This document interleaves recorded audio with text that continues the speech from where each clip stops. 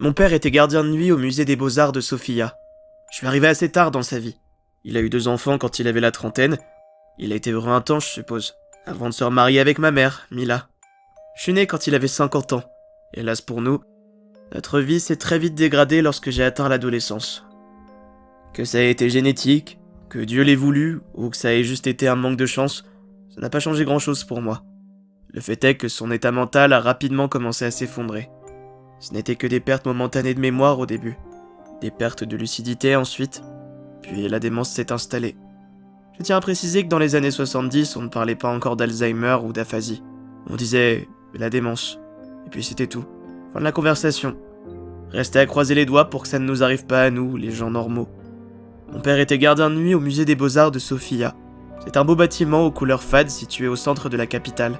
Je crois qu'il aimait faire ce métier, mais il ne nous en parlait pas beaucoup. Quand la démence a commencé à le dévorer, le musée a pris une place plus importante dans notre vie. Il a commencé à en parler régulièrement. Au repas, aux promenades. Son métier consistait à patrouiller dans des couloirs plats, mais il avait une façon d'en parler. Mon père a toujours été très doué pour conter les histoires, alors nous étions suspendus à ses lèvres. Les sculptures, les natures mortes, les portraits. Ce portrait. Au départ, je ne comprenais pas pourquoi il en parlait autant. Je ne comprenais pas pourquoi il parlait autant de Lucifer. Puis ma mère m'a fait comprendre que c'était l'un des tableaux qui se trouvait là-bas. Ainsi, mon père décrivait souvent ce long couloir avec des lumières tamisées, avec un carrelage rouge et noir, et tout au fond, le Lucifer de Franz von Stuck. Mon père, amateur d'art, était fasciné par ce tableau. Il racontait qu'il le regardait régulièrement quand le musée se vidait de ses visiteurs. Et plus son cerveau semblait s'éteindre, plus il nous parlait de son travail au musée. Et plus il nous parlait du Lucifer. Ça devenait, si vous me passez l'expression, maladif. Voilà qui ne voulait plus parler d'autre chose. C'était comme s'il ne voulait rien entendre. Le tableau, les couleurs, le talent de l'artiste, son coup de pinceau... C'était terrible. Il a fini par ne plus me reconnaître. Ma mère s'occupait toujours de lui, mais il devenait un vrai fardeau. Un soir, alors qu'elle l'avait laissé seul à la maison durant une petite heure, il avait uriné sur le canapé, incapable de retrouver les toilettes dans la maison. Finalement, la décision a été prise de le transférer à un hôpital près de Pernik. Ça n'a pas été facile pour ma mère. Mais mon père était déjà loin à ce moment-là. Il était juste un poids pour nous. Il était très gentil avec les infirmières, qu'il décrivait d'ailleurs comme courtois et obligeant. Il n'avait eu qu'une seule demande. Qu'on accroche dans sa chambre le Lucifer de Franz von Stuck. Dans la Bulgarie ruinée des années 80, ce n'était pas une mince affaire. Mais il avait en effet eu droit à sa petite reproduction en noir et blanc sur la table de chevet. La manifestation d'une sorte de dernière volonté, peut-être. Je détestais quand ma mère m'emmenait lui rendre visite à l'hôpital. Je ne veux pas parler de cette période. Mon père nous a quittés le 22 mars 1982. En nettoyant sa chambre, j'ai eu un coup de colère noire qui était la conséquence d'années entières de frustration. Devant ma mère paniquée, j'ai ainsi déchiré ses livres auxquels il tenait tant et son foutu tableau mal imprimé de Lucifer, comme si je le tenais directement responsable. Ça a été la fin de cette époque de douleur et le début d'une autre, de deuil et de pardon. Mais certains mystères demeuraient. Il m'a fallu 17 ans pour oser aller le voir. 17 ans. On y allait en famille, bien sûr, car j'avais sans doute trop peur d'y aller seul. Bien sûr, il avait changé de musée entre-temps. Et j'avais moi aussi changé, j'imagine. J'étais à présent un adulte sérieux, qui avait une famille. L'impression n'en a pas été moins forte. Même si je n'avais pas à avoir peur d'une peinture à l'huile de 40 cm. Pourtant, depuis que j'ai enfin vu ce tableau, ma femme a remarqué quelques changements. Au début, c'était juste des petites inattentions que je n'aurais pas eues en temps normal. Puis elle a remarqué que j'oubliais parfois certains détails de notre vie. Moi, je ne remarque rien. Et c'est ça qui m'effraie le plus. Quand elle me reproche d'avoir eu l'air absent à un dîner avec des amis, que j'ai du mal à mettre un visage sur les prénoms qu'elle me donne, la brume arrive. C'est comme si je sentais mon cerveau mollir lentement. Je suis seul, mais je ne suis pas malheureux pour autant. J'arrive encore à reconnaître ma fille et ma femme. J'arrive encore à communiquer. Je ne suis pas le plus à plaindre. Pour mon père, ça avait été hélas bien plus rapide. Malgré tout, je serais incapable de te dire si nous sommes un mardi ou un jeudi. Mais je n'oublie pas cette histoire. Mon père était gardien de nuit au musée des Beaux-Arts de Sofia. C'était un beau bâtiment aux couleurs fades, situé au cœur de la capitale, qui renfermait le Lucifer de Franz von Stuck. Et son regard est merveilleux. Ça, ça je ne l'oublierai jamais.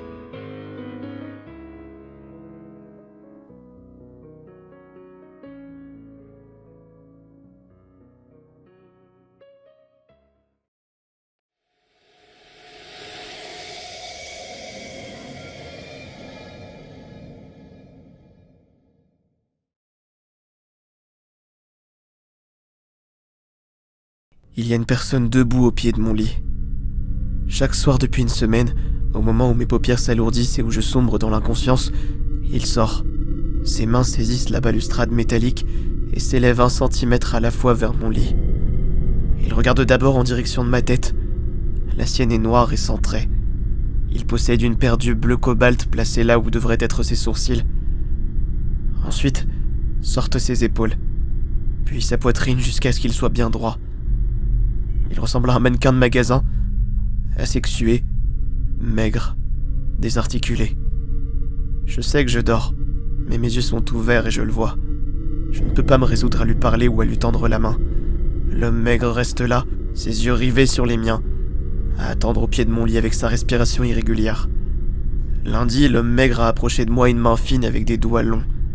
Il a passé ses doigts sur mes talons et sur la plante de mes pieds, laissant de longues traînées rouges qui ont taché mon lit. Cela ressemblait à un cauchemar du genre dont on ne peut pas sortir. Mardi, je l'ai aperçu dans le miroir de ma chambre. Son dos était identique à son devant. Ses yeux bleu cobalt trouvèrent les miens dans la pièce sombre et les fixèrent pendant que je dormais. Il a fini par s'approcher et a passé ses doigts sur mes jambes jusqu'à mes ongles de pied, les grattant avec insistance. J'ai toujours mal le matin. Il y a tout le temps du sang sur mes draps et des blessures sur ma peau. Il adore les miroirs. Je le sais. Il aime se regarder lorsqu'il sort de sous mon lit. Mercredi, il s'est simplement levé et a regardé son propre reflet, comme s'il en était amoureux. Jeudi, ses yeux ont bougé. Ils se sont déplacés sur son visage jusqu'à ce qu'il soit placé juste au bon endroit. Une fois cela fait, il s'est glissé dans le lit, sous les couvertures. Et il s'est allongé à côté de moi. Vendredi matin, il était parti. Mes pieds étaient écorchés. Le simple fait d'essayer de me lever me donnait l'impression qu'une douzaine d'aiguilles traversaient ma peau. Je l'ai vu dans la flaque que j'avais faite sur le sol. Ne me demandez pas comment je pourrais le savoir, mais il avait l'air de sourire. Je vais aller consulter un médecin à ce sujet, et il m'a envoyé voir un psy. Je me suis déjà douché 3 fois, mais j'ai toujours l'impression de sentir le contact de sa peau sur la mienne. Vendredi soir, il s'est penché sur moi pendant que je dormais. Il a l'air heureux maintenant. Sa silhouette est un peu plus ronde au niveau de la taille, comme la mienne. Samedi matin, j'ai raté le rendez-vous avec le psy. C'est difficile d'écrire ce témoignage maintenant qu'il est dans le reflet de mon ordinateur. Il passe ses doigts sur le dos de mes mains, le long de mes bras et jusqu'à mes épaules. Je ne vois pas très bien les lettres sur le clavier à cause du sang. Mes yeux me font mal. Son reflet s'estompe maintenant, mais au grincement du parquet dans la pièce voisine, je sais qu'il est parti dans le lit. Ne me demandez pas comment je le sais. C'est son lit maintenant. Demain, je le verrai même dans mon rétroviseur. Lundi prochain, je serai celui qui se tiendra derrière lui, alors qu'il regardera son reflet dans le miroir de la salle de bain. Je regarde mon reflet à présent, et mes yeux deviennent bleu cobalt.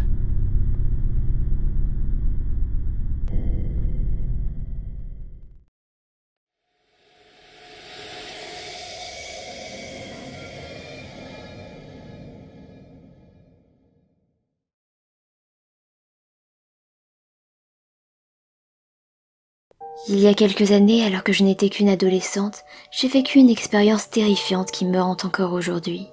À l'époque, j'ai dû emménager chez ma grand-mère en raison de problèmes familiaux. Au début, j'étais ravie de passer du temps avec elle, mais je me suis vite rendu compte que quelque chose n'allait pas. Dès mon arrivée dans la vieille maison, j'ai ressenti un étrange sentiment de malaise. Elle semblait enveloppée d'une atmosphère sombre et oppressante, comme si elle cachait de terribles secrets. Les habitants du village avaient toujours considéré ma grand-mère comme une femme gentille et respectable, et j'ai donc décidé d'ignorer mon instinct. Au fil des jours, l'étrange sensation s'est progressivement intensifiée. La maison semblait chuchoter dans la nuit, et les ombres s'allongeaient et se déplaçaient sinistrement, dansant sur les murs. Ma grand-mère était de plus en plus distante. Elle était absente, comme sous l'influence de quelque chose qui la dépassait. Petit à petit, elle a cessé totalement de me parler. Nous nous croisions à peine. Parfois, je pouvais entendre ses pas résonner dans les escaliers qui menaient de sa chambre au 2e étage, où se situait la mienne. C'était comme si elle hantait sa propre maison. Un soir, alors que j'étais seule dans ma chambre, j'ai entendu des pas dans le couloir. J'ai regardé par la porte et j'ai vu ma grand-mère marcher, le regard vide. J'ai cru voir une ombre noire l'envelopper, mais lorsque j'ai essayé de m'approcher, elle a disparu. Mon cœur s'est emballé et un frisson m'a parcouru l'échine. Une autre nuit, j'ai entendu des bruits étranges provenant de sa chambre. Je me suis levée pour aller voir ce qu'il se passait, et lorsque j'ai ouvert la porte, l'atmosphère était glaciale. La pièce était complètement sombre, et l'air était imprégné d'une odeur nauséabonde. Soudain, une silhouette s'est avancée rapidement vers moi. C'était ma grand-mère, mais son visage était déformé et sa voix malveillante. Elle a poussé un cri terrifiant et a commencé à avancer vers moi d'un pas menaçant. Mon cœur s'est mis à battre à la chamade et j'ai reculé, horrifiée. J'ai essayé de la raisonner, mais ma grand-mère ne semblait pas me reconnaître. On aurait dit qu'une force maléfique la contrôlait complètement. Ses yeux étaient injectés de sang et ses mains tremblaient de façon incontrôlée. J'ai finalement décidé de courir vers la porte de sortie pour demander de l'aide. Alors que je sortais de la pièce en courant, j'entendais les pas inquiétants de ma grand-mère qui se rapprochait rapidement derrière moi. Déterminée à découvrir la vérité, j'ai commencé à enquêter sur l'histoire de la maison, car je soupçonnais la présence d'une sinistre entité qui aurait mis la main sur la conscience de ma grand-mère. J'ai parlé aux habitants les plus âgés du village et découvert que ce manoir avait été construit par une riche famille il y a plus d'1 siècle. La rumeur disait que les membres de la famille vouaient un culte à d'anciens démons, pratiquant des rituels et des sacrifices dans les caves souterraines de la maison.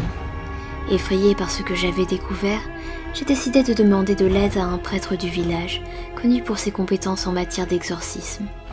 Le prêtre, un homme âgé à l'allure sage, a accepté de m'aider, et nous avons convenu de pratiquer l'exorcisme dans la maison le lendemain.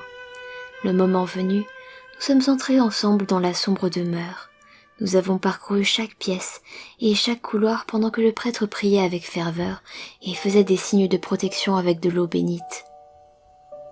L'atmosphère devenait tendue et hostile, et ma grand-mère semblait lutter contre une force invisible.